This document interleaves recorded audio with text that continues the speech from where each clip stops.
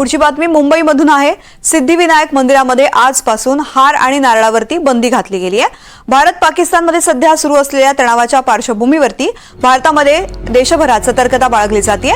याचाच एक भाग म्हणून मुंबईतील प्रसिद्ध सिद्धिविनायक मंदिरानं मोठा निर्णय घेतलाय। मंदिर प्रशासनाने सुरक्षेच्या कारणास्तव आजपासून भाविकांना हार आणि नारळ अर्पण करण्यास मनाई केली आहे आणि हा नियम आजपासून लागू होणार असल्याची माहिती न्यासाच्या वतीनं दिली गेली आहे। भारत पाकिस्तान सीमा रेषेवर असलेल्या तणावामुळेच मुंबईला सतर्कतेचा इशारा देण्यात आलेला आहे।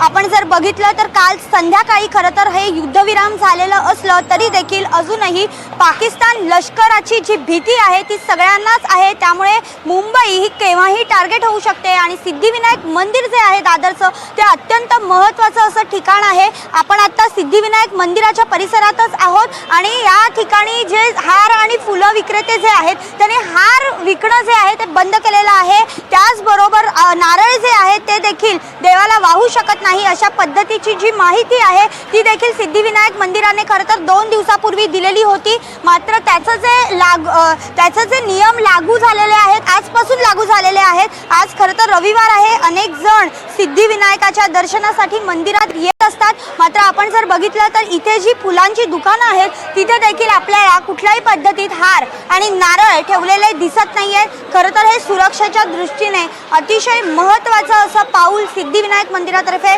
उचलण्यात आलेलं आहे। समुद्र मार्गे खरं तर याआधी देखील मुंबईला दहशतवाद्यांनी घेरलेलं पाहायला मिळालं होतं। 26/11चा हल्ला सगळ्यांच्याच आठवणीतला हल्ला ठरलेला होता।